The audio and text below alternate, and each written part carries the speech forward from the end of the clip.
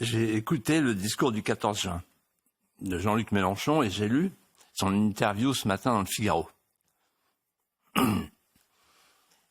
Et j'ai appris au fil des ans à lire entre les lignes et entre les intonations. Surtout, je lis le Mélenchon dans le texte.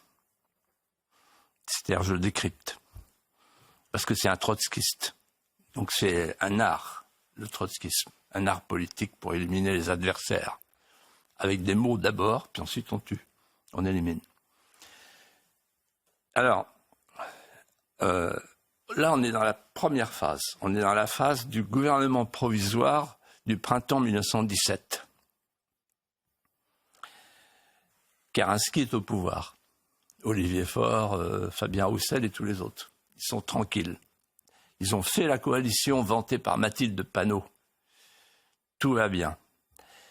Il y a déjà les purges. C'est drôle parce que les trotskistes, entre eux, ils n'utilisent pas des mots que nous, on ne comprend pas. Ils utilisent leurs mots à eux, leur langage, carrément. Donc, il a dit, il y a les purgés et les alliés. François Ruffin. Les purgés. Ah oui, ça évoque quelque chose, les purgés. Donc, il y a eu les premières purges. Bon, mais tout ça est normal, tout ça rentre dans l'ordre. Vous noterez que Rima Hassan, hier ou avant-hier, a dit non, la ligne créole, c'est moi, devant Mathilde Panot.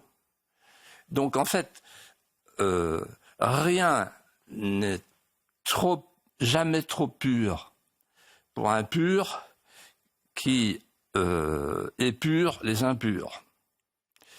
On a connu ça pendant la Révolution française.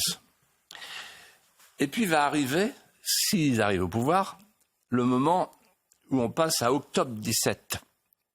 Octobre 17, tous les Kerensky sont éliminés. Les Roussel, les Olivier Faure, c'est fini pour eux. Et là, on a le leader Maximo qui arrive et qui commande. Ça, c'est la première chose. Mais ce n'est pas la plus importante.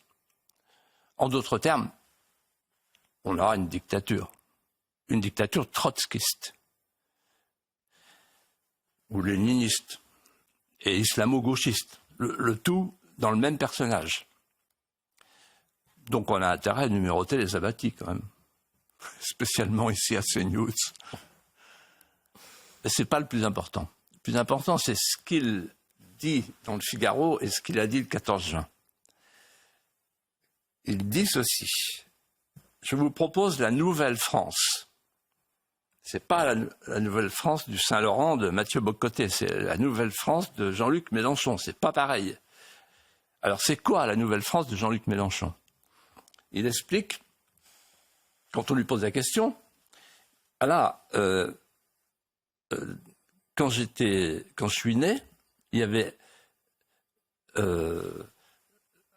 chaque Français avait un grand-parent sur 10 qui était étranger. Aujourd'hui, c'est 1 sur 4. Voilà la direction à prendre, ajoute-t-il. Voilà la direction à prendre pour le nouveau parti populaire, le nouveau Front populaire.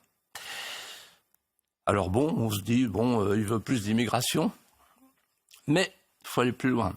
Dans le programme, il y a un petit codicille qui est passé inaperçu, sauf de ceux qui ont beaucoup d'expérience et qui sont là pour détecter au magnétomètre à protons, à la poêle à frire, ce que le commun des mortels ne voit pas.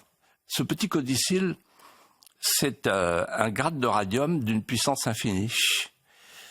C'est le statut du déplacé climatique. Alors, pourquoi les gens ne voient pas? Parce qu'ils se disent, réfugiés climatiques, déplacés climatiques, tout ça. Non, c'est pas du tout pareil. En France, il y a le droit d'asile, qui est régi par la Convention de Genève, 1951, et par le Code du droit d'asile. Et en fait, il s'applique, le droit d'asile, aux réfugiés qui peuvent prouver qu'ils craignent pour leur sécurité. Donc ce sont des réfugiés potentiels. Le déplacé climatique, c'est autre chose. Le programme du nouveau Front populaire prévoit une route On va chercher d'ailleurs les migrants en mer, c'est prévu, avec une agence, une route, une grande route, même une autoroute, pour aller chercher, par exemple, les déplacés climatiques. Il prend l'exemple du Bangladesh, avec les inondations, etc. Et là où ça devient intéressant, c'est qu'il faut mettre en relation ce nouveau statut prévu par le nouveau Front populaire avec une interview sur Thinkerview, qui était une radio tout à fait remarquable, une télé, pardon, tout à fait remarquable, indépendante. Et là, Jean-Luc Mélenchon dit, oui, il faut prévoir 260 millions de déplacés climatiques. 260 millions. Et il ajoute, avec un sourire, entendu, une France à 100 millions, on pourrait en faire des choses. Et voilà, tout est dit. Il veut refonder la France, c'est-à-dire la dépeupler pour la repeupler. En d'autres termes, l'immigration devient, chez Mélenchon et chez le nouveau Front populaire, une arme par destination pour dissoudre les peuples, les cultures et les héritages. Si le nouveau Front populaire arrive au pouvoir, la France va muter. Ce sera un saut qualitatif brusque au sens de Feuerbach. C'est-à-dire que nous aurons un socialisme prédateur et la charia. C'est-à-dire que la France, ça sera la Corée du Nord plus l'Iran. Voilà ce qui nous attend. Et il faut le savoir.